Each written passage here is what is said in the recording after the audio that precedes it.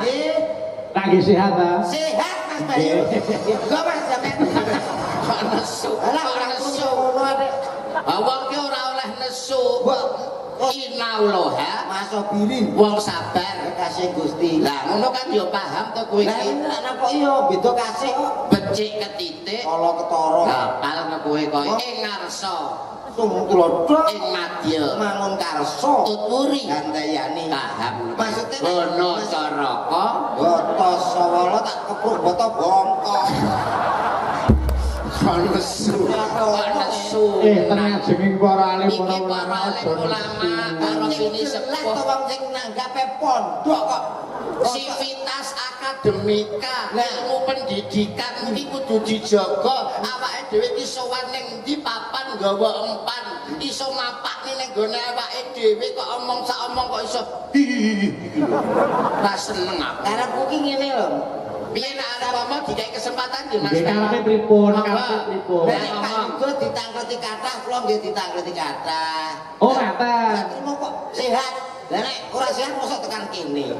Ya sekarang nek iki sotipip sehat. Positif. Positif kok sotipip. Oh, alah dadi sing kutakon kurang akeh. Nggih lho. Oh, nggih. Enten Cak Komet. Nggih. Panjenengan kula rawuh saking dalem pundi daleme? Nek Bojonegoro. Cobi Bojonegoro dugi Ponorogo medale pundi mawon Mas sebutke, wis. Nggih. Kathah nih. Bojonegoro ngidul Ngawi. Nggih, terus Ngawi kula terus Mospati terus teng mriku setengah jam. Terus Mospati niku gorang gareng terus iki sing guyu di sopir-sopir. piye ta, piye ta? Iki lho kok gak jelas. Jare njaluk ditakoni sing dawa. Jenengane termasuk akhirnya berbobot ngoten lho. Mas dadi Oh nyuwun pertanyaan sing berbobot Mas. Oh, alah, nggih. Mas Komet. kaya kernas Saking pundi panjenengan? Saking- Awakmu kan sebagai orang tua. kaya anggur orang tua. Karepe ku wong tua sing wis duwe keluarga, wis duwe keturunan anak. Ya. Nek pengen mondokke putrane, golek pondok sing berkualitas, golek pondok sing bener-bener hebat didelok saka bagaimana pondok itu ning gone pondok Gontor supaya anake dadi anak sing cerdas, anak sing pinter. Ngono lho, duwe anak ki didongakne anake pinter. Di sekolahke di pondoke teng mriki. Nah. Nek reguler niku wis saka kelas 7 nganti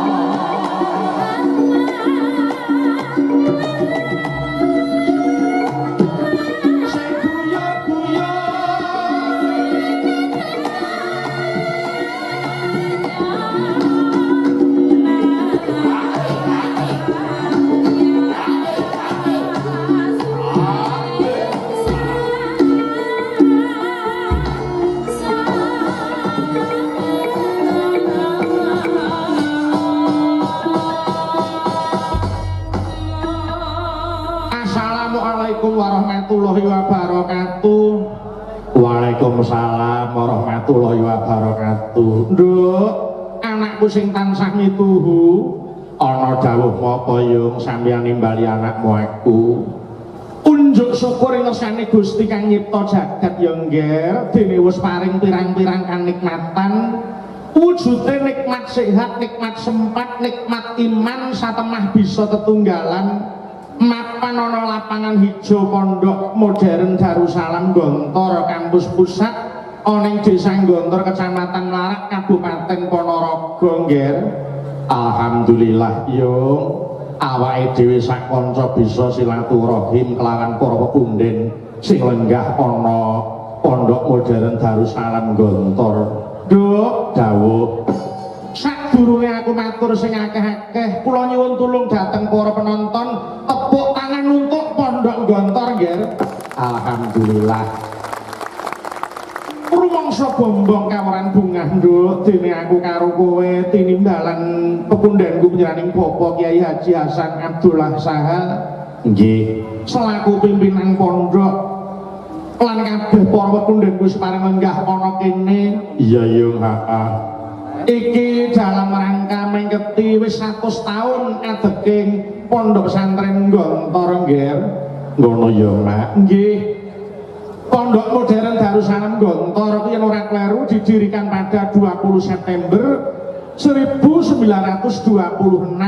rolas Rabiul Awal 1345 Hijriah oleh 3 bersaudara utawa Trimurti, Kyai Haji Ahmad Saha, Kyai Haji Zainuddin Fanani dan Kyai Haji Imam Zarakasi. Ngono ya, Mak. Nggih. Pondok Gontor sing wis 100 tahun iki bukan capaian yang sangat mudah. Setelah dideklarasi Gontor modern pada 20 September 1926, Pondok Gontor resmi dibuka dengan mengusung sistem kelas Yokowe Kuliatul Mu'alimin Al-Islamiyah yang mengajarkan ilmu agama dan ilmu umum secara seimbang. Oh ngaten ya yung inggih mula yang kowe dadi santri Pondok Gontor kowe ora usah semelang. Kene iki ilmu agama pancen nggone ilmu modern ora ditinggalake, budayane ora disingkirke. Antarane budaya lan agama ning kene mlaku bareng. Mula aku berharap yen to lulusan Ponpes Gontor kuwi kudu dadi santri sing beradab, Nduk. Nggih, aku percaya kok, Mak. pancene wis dadi kebanggaan yen bedolan saka pondok pesantren Gontor kok iya. Heeh, alhamdulillah. Kuwi jumbuh karo visi pondok modern Darussalam Gontor ya, Ngger. Ya kuwi menjadi lembaga pendidik, pencetak kader, pemimpin umat, tempat ibadah utawa thalabil ilmi dan sumber pengetahuan Islam lan bahasa Al-Qur'an serta ilmu pengetahuan umum dengan tetap berjiwa pesantren. Untuk mewujudkan visi tersebut, Gontor menetapkan sejumlah misi utawa meliputi siji pembentukan generasi unggul. Ngono ya nggih. Mempersiapkan generasi yang unggul dan berkualitas menuju terbentuknya khairul ummah utawa umat yang baik. Leres. Terus pondasi karakter sing kuat, mendidik generasi mukmin muslim yang memiliki panca jiwa, berbudi tinggi, berbadan sehat, berpengetahuan luas dan berpikiran bebas serta aktif ya toh, berkhidmat kepada masyarakat. Nggih. Lan uga membentuk ulama sing intelek, mengajarkan ilmu pengetahuan agama dan umum secara seimbang untuk melahirkan ulama yang intelek. Nggih. Terus dadi warga negara yang ideal, itu mewujudkan warga negara berkepribadian Indonesia yang beriman dan bertakwa kepada Allah Subhanahu wa taala. Nggih, ya ya heeh. Kabeh iki mau wis terbukti 100 tahun pondok pesantren Darussalam Gontor kene, Ngger. Ya ya heeh. Moga-moga jroning pengetan 100 tahun iki Gontor ke depan lebih maju, lebih baik, tetap beragama, berbudaya dan beradab ya, Mak. Bener, bener, Ngger. Mula nduk, ayo kowe karo aku sowan ana kene, ora ana liya mung kejaba. Ya kuwi nyambung marang talining silaturahim, Ngger.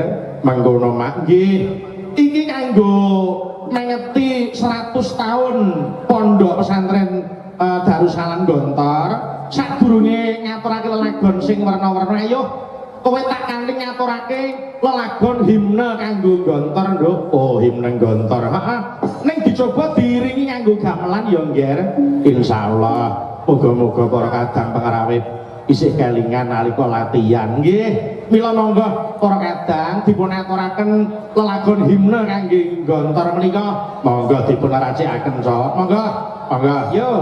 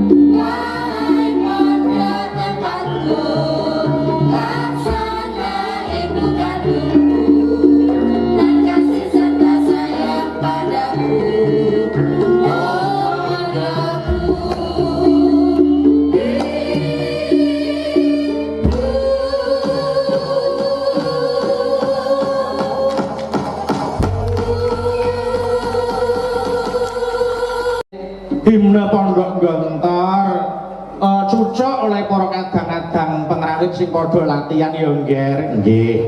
Gandeng wis do apal sesuk tak kei jarik siji-siji. Nggih. Amin. Nek ya bayar ora kok terus. Malah bayar. Nduk, dawuh. Kowe kudu ngerti, Nduk. Moto Pondok Gontor, pendidikan Pondok Modern Darussalam mempunyai moto ya kuwi menekankan kepada pembentukan pribadi yang mukmin, muslim dan berbudi tinggi, berbadan sehat, berpengetahuan luas dan berpikiran bebas. Lah, tujuannya Pancajiwati apa wae? Pancajiwati siji keikhlasan, loro kesederhanaan, kaping telu berdikari, kaping papat ukhuwah Islamiyah, kaping lima jiwa bebas. Ngono nggih. Lan uga mempunyai pancajangka, Nduk. Pancajangka ki apa? Pendidikan dan pengajaran, ya toh. Terus kaderisasi, terus pergedungan, pengadaan sumber dana lan kesejahteraan keluarga pondok, nggih. Nggih. Aku percaya kok, Mak, dengan kekompakan para warga, para punden sing mapan ana Pondok Gontor, aku yakin akan selangkah lebih maju dan terus kuncara anjayeng bawana. Allahumma amin. Nduk, dawuh. Matur nuwun kunjuk dhateng punden kula Bapak Kyai Haji Hasan Abdullah Sahal, Bapak Kyai Haji Akrim Mariat, lan uga ngaturake penuwun nggih kunjuk dening Bapak almarhum Bapak Amal Fatullah Zarkasi ingkang 3 wulan kepungkur kundur marang ngersani Gusti Kang Nyipta Jagat, pandung aku sak kanca nduk antuk swarga langgeng diapura sing dadi kabeh keluputane tinampa sing dadi amale ya nggih. Amin ya rabbal alamin.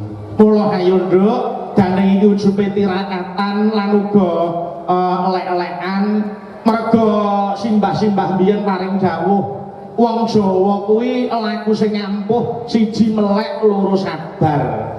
Melek kuat ditambahi tahajud dasare atine sabar ing kono dadi mustikaning laku nggih. Mekaten yo. Heeh. Nggih dawuh ingkang tinimbalan ora mung aku karo kowe sak kanca saka Solo ning uga nimbali para kadang bintang tamu Mas ya kuwi Cak Yuda karo Cak Komet. Oh ngono nggih, kula diaturi pinarak ana kiwa kotak kene nggih. Kula nyuwun tulung alik slendro Mas Penggender. Nggih, alik slendro piye. Monggo go metok Mas Yuda Mas Komet. Allahumma sholli wa sallim ala sayyidina wa maulana Muhammadin.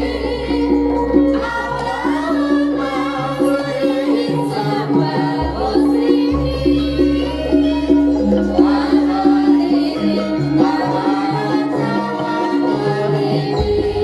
Ompak seger nggih.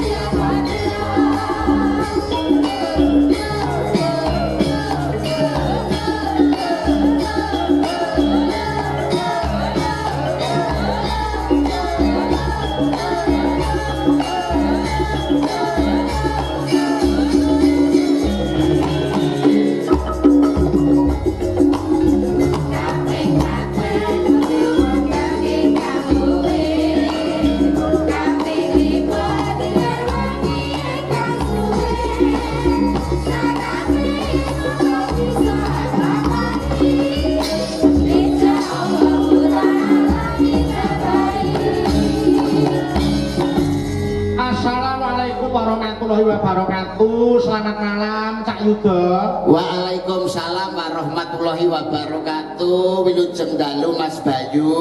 Alhamdulillah Cak Yuda kula panjenengan saged sowan mriki nyambung tali silaturahim nggih Cak Yuda. Saestu alhamdulillah wa syukurillah ngagungaken asmanipun Gusti Allah. Dene dalu punika panjenengan lan kula saged sowan wonten pondok pesantren Gontor ingkang hebat luar biasa dalam rangka 1 abad pondok pesantren Gontor. Hebat, hebat Mas. Kula gadah pantun Mas. Apa pantunnya dari Mas Yuda? Menyang Babat numpak sepeda motor.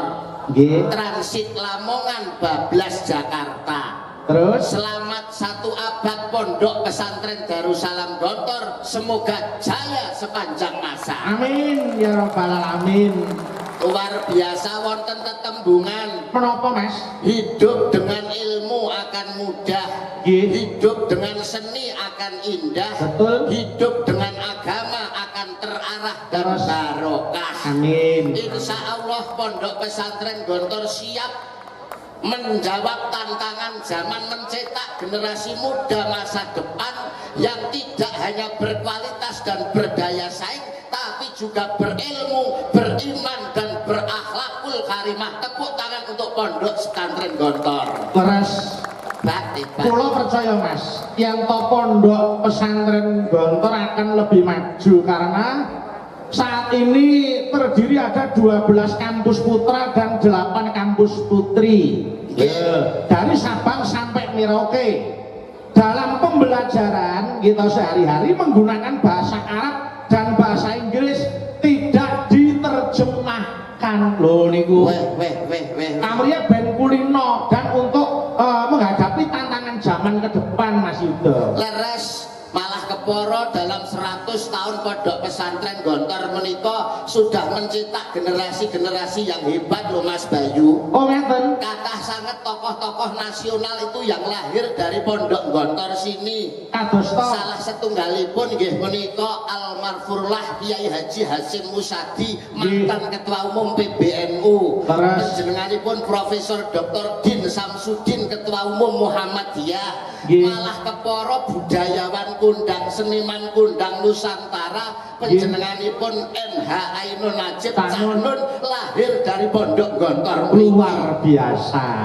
Yes, Kebanggaan tersendiri Mas Yuda. Nggih, seneng. Mergo lulusan Gontor kuwi ora bakal ngisin-isinke ning masyarakat. Saestu Lho, ngaten kepara bisa dadi patuladan yen cah nom-noman ya dadi bocah nom sing kena kanggo contoh nom-noman liyane sing di luar pondok. leres. Lho niku Ilanipun pondok pesantren Gontor menika saestu hebat luar biasa, malah kepara dalu punika kula panjenengan yektosipun namung ngalap berkah to Mas Bayu. betul Ngalap Mas. berkah dumateng sedaya para alim ulama, para kiai, ugi takdim lan sungkem kula dumateng para kiai alim ulama, para pengasuh pondok, para ustad-ustadzah santri sedayanipun. Mugi-mugi barokah gesang panjenengan lan kula. Amin, amin, amin. Tur niki ngeten Mas, ini saya bisa ngatur ini panggung yang luar biasa. Leres. Panjenengan pirsa ta? Panjenengane pimpinan pondok wiwit nyanyi Bapak Kiai Haji Hasan Abdullah Sahal. Nggih. Anggenipun lenggah kaliyan para pamriksa niku kabeh mung semende ana ngersane Gusti Kang Nyipta jagat. Leres. Lenggahe ana Ibu Pertiwi, pepayone amung Bapa Akasa. Ning nyatane dalu menika dipun paringi tingkas ora udan, tegese kabul sing dadi pandongane Allahumma Amin. Wah, hebat. Dawuhipun para alim ulama, dawuhipun para pini sepuh, Nggih. dongane wong 40 padha karo dongane Wali wali siji. siji. Sing rawuh sakmenten kakae pun wali pinten ingkang dongane pahargyan kelenggan dalu punika. Betul. Saestu luar biasa berkah, Nggih. saestu Mas Bayu. Tur ya ora mung bengi iki kok Mas. Ora mung dalu menika. Pripun? Rangkaian-rangkaian kegiatan niku kathah sanget. Mengko terakhir tanggal 20 September. Loh, isih wonten reuni akbar dan dialog tokoh alumni Gontor Putra. Loh, niki ngeten sing kula pingajengaken 100 abad utawa 1 tahun Gontor iki, 1 abad iki sing entuk rejeki ora mung dalang yoga sinden karo pelawak. Ning para bakul-bakul ya kelarisan kabeh. kabeh, ketumrapan rezeki kabeh. Lho, nggih ta? Perekonomian berjalan, Nggih. UMKM melampah, dulur-dulur pedagang, dulur-dulur sedayanipun mengais rezeki di pondok pesantren Gontor. Nggih. Iku hikmah utawa barokah ingkang luar biasa lho Mas Bayu. Leres, leres. Napa melih wong panjenengan lan kula menika kan duweni kewajiban setunggal. Nggih. Tolabul iki nyapet to kowe iki kok ganggu ae. Mesti rencana niki dijak omong mboten nek gak tak mantuk. Lah sampean ki rene iki arep ngomong apa arep nyapa? Piye kadung go cangkem e. Kok dijak omong yo ta ora ngono. Lah nek pengen ngomong ya monggo kang ngomong dikai kesempatan gitu Mas Bayu. Nggih, nggih, Pokoke aku nggih. dikira epeh ora menehi kesempatan ning gone awakmu. Lah ngoten to Mas Nggih, Bayu. kulo sengdalu Cak Komet. Sing dalu Mas Nggih. Bayu. Kabaripun sehat to? Alhamdulillah sehat. Nggih. Kayu dong. Dawuh Mas Bayu. Dalam acara 100 tahun Pondok Gontor iki. Nggih. Para panitia pun ngerancang acara yang luar biasa. Saiyek saeko proyo Mas. Semangat. Kekompakan kelihatan. Nggih kompak saestu semangat saestu napa melih menyambut panjenengan saha rombongan kanca-kanca abdi digelar daharan sakmonten kathahipun. Niku berkah kangge kula. Wah, Cak Komet. nggih. Nggih. Ah, derek remen Mas Bayu. Dumugi mriki rak nggih wilujeng ta? Wilujeng. Nggih. Alhamdulillah. Kayu dok. Dawuh Mas Bayu. Dimulai tanggal 31 Mei Nggih. 2 sampai 28 Juni. Leres. Niku wonten Super Kopas 100 tahun Gontor. Nggih. Terus tanggal 6 Juni wayang kulit. Nggih. 8 Juni tablik akbar. Ding beng. Oh. Nggih. 20 tekan 22 Juni Forbes National Economic Summit and Expo 2026. Nggih. 20 sampai 21 Juni Sarasean Kiai Pesantren Nasional. Oh niku oke banget niku. Wah. Padat ning tidak mengurangi rasa hormat ning nyatane sedaya para tamu lenggah mirsani pagelaran wayang kanthi nikmat tur ya memperhatikan pagelaran dalu punika. Leres tak Komet. Nggih. Lagi sehat ta? Sehat Mas Bayu. Kok Mas sampean. Kok nesu? Alah Kok ora nesu? ngono ade. Wong ki ora oleh nesu. Innallaha Masobirin. wong sabar. Kasih Gusti. Lah ngono kan ya paham to kowe Lah iki. nek kok iya beda kasih kok. Becik ketitik Kala ketara. kapal nek kowe koyo ing ngarsa Sung kula dok. ing madya Mangun karso. tuturi Gandayani. paham. Maksudnya Gono caraka Boto sawala tak kepruk boto bongkok. kok nesu. Kok nesu. Tenang jenging para alim Iki para para ulama alim aja ulama nesu. karo sini Jelas to sepuh wong sing nanggape pondok kok. sivitas akademika ilmu pendidikan iki kudu dijaga awake dhewe iki sowan ning ndi papan nggawa empan iso mapak ning nggone awake dhewe kok omong sak omong kok iso ra seneng aku Karepku ki ngene lho. piye nek arep ngomong dikai kesempatan yo Mas Nggih karepe pripun? Monggo. Karepe pripun? Nek Pak Yugo ditangkreti kathah, kula nggih ditangkreti kathah. Oh ngaten. Berarti mau kok sehat. Lah nek ora sehat mosok tekan kene. Wis sekarang nek iki sotipip sehat. Positif. positif kok sotipan Oh alah dadi sing kutakon kurang oke. Nggih lho. Oh nggih. Enten Cak Komet. Nggih. Pendengar kula rawuh saking dalem pundi daleme? Nek Bojonegoro. Cobi Bojonegoro dugi Ponorogo medale pundi mawon Mas sebutke wis. nggih kathah nih Bojonegoro ngidul Ngawi. Nggih, terus Ngawi kula terus Mospati terus teng mriku setengah jam. Terus Mospati niku gorang gareng terus iki sing guyu sopir-sopir.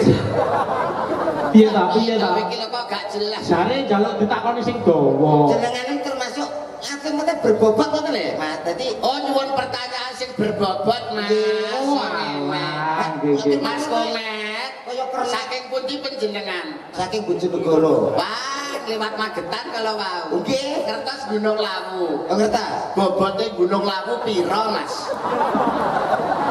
Ya terus ana berbobot lho ki pertanyaanku yang sewu. Mriki wonten timbangan gunung. Berbobot tak terus bobote gunung. lah mewah ke ta Mas nggih ta Aku ki repot. jenengan kalih kula kedah pripun nek ngaten Ngeten iki lho. Berarti termasuk sampean-sampean ki menyepelekan apa yang sampean lihat. Lho kok iki nek ditakoki akeh-akeh terus gak iso jawab ngono. Ning pondok pesantren Gontor ki tak buktekno Mas. Nek sampean karo aku panggah dicek kerja aku. Lho kok modelmu kok mlete terus sombong ki. Lah kene takoki sehat Mas Komet. Lah kene duwe aku gur sehat tok iki. Hajar. Mbok yo sing dawa sing penak omong-omongan takoki kok perjalanan lewat endi ae. Aku internet kok pelawak jane. Boten aja Mas. Ya wis nek pancen panjenengan gen lega ya monggo. Atur salam dhisik. Atur salam. Ayo kan pekaten Salam. Salam ki sunah sing ngucapke. Nggih. Ning wajib kanggo sing jawab. Ayo no. Ana salam sing gak wajib dijawab. Napa? Salam imam karo makmum pas takiyat akhir. Assalamualaikum, masuk makmum. Waalaikumsalam. Ayo bro, selfie. Lah ya aku tau tak jawab video nih. Kabeh iki ana trap-trapane. Ana trap-trapane. Lah, kula kan kepinggire sing arep dhewe kae. Lah gurine pas Arep dhewe imam. Arep dhewe sing mimpin salat kan jenenge imam. meruh Mbah Kabit ngono. Lah ya Mbah Kabit kuwi dadi imam. Ora. Imam ki biasanya pinggirku nak ngarepe Mbah Kabit. Assalamualaikum. Waalaikumsalam, Mbah. Oh sing nasar kowe kok ayo ngaturke salam sing apik, cah kok baguse kaya ngene. Gak seneng aku lho.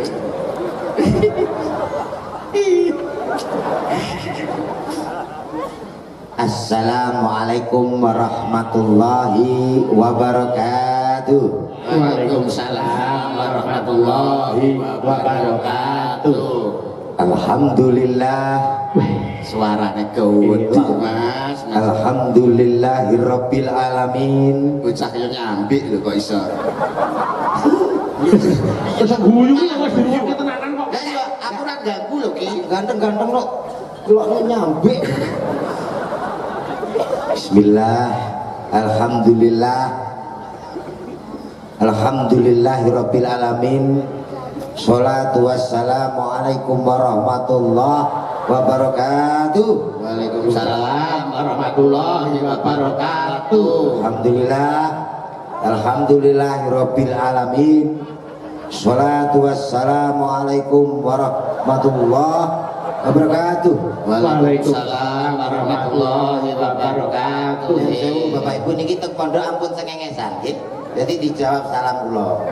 Assalamualaikum warahmatullahi wabarakatuh. Waalaikumsalam warahmatullahi wabarakatuh. Alhamdulillah. Alhamdulillahirabbil alamin. Sholatu wassalamu alaikum Mas. Iki lho. Sampeyan arep mukadimah ta? Nggih. Iki ora mukadimah lho. Lah napa? Iki mukok-mukok jenenge. Iki mukadimahmu ki lho piye? Salam kok mulek. Mulek kae iki lho kudune as-sholatu wassalamu ala asrofil anbiya. Waduh kurang ambiak berarti. Pabyak apa? Ya untung kuwi kok iso kurang abyak. Alan-alan piye Mas?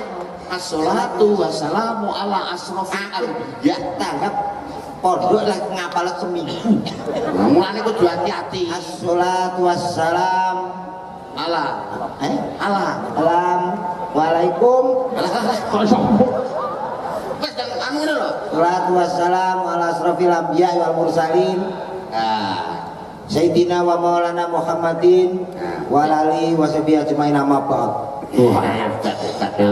Pertama-tama sebelum yang kedua, Lho. piye ta? Kok pertama-tama Kok pertama yang kedua kedua maksudnya piye? maksudmu lho. ya pertama ya sakurunge loro to. Lah iya. Pertama-tama saya mengucapkan terima kasih Apa wis dikeki? derek. Sambutan kok nyauti wong iki lho. Lah iki takok. Lah kan yo cejak mbok Anggapan penonton sing ganggu, tapi aja direken. aja mbok reken. Ngono. Pada malam hari ini Bocah apa kuwi anggere nek lampu iki jenenge bengi. Malam wis ngerti kabeh. Kok iso iki piye? Malam iki wis ngerti nek malam ngapa mbok genahne kok jelas nih. saya di sini Alah apa dikira wong semene iki mripate wuta kabeh kita ngerti nek awakmu ning kono kok. kaget aku. Mbok kira nek alun-alun wis ngerti kabeh nek ning kene. Aduh repot. Karepku ki sambutan. Lo pengen sambutan to? Yo yo Yo ndang kok iso. dalam Dungane. rangka Donga. donga apa? Lho, piye ta? Lah kok pondok donga padha karo Yai Segara no. Dongane kanggo pondok gontor kene iki lho. Gak. Kok iso gawe to? Lah ono kok mandi wong mriki kathah para yai. Lho nek sampean donga diamini wong semene akeh iku insyaallah mandi. Mati nggih? Mandi yo. Nek pas donga diamini dia kathah mati. Mandi. Muga iso tuku mobil neh. Lho nek kok kamu. Kayak kok gak ikhlas aku. Lah dongamu iki kanggo kepentingan pribadimu lho. Donga kanggo pondok gontor kene. Nah, kamu Supaya pondok gontor kene iki maju dikapakne ngono lho. maju disuruh. Aduh repot musuh cak. Ngene iki. Lewat. Supaya pondok gontor iki saya dhuwur. Lah dikapakne. Dikapakne. Saya nambahi. Lah saya dhuwur iki ditingkat malih.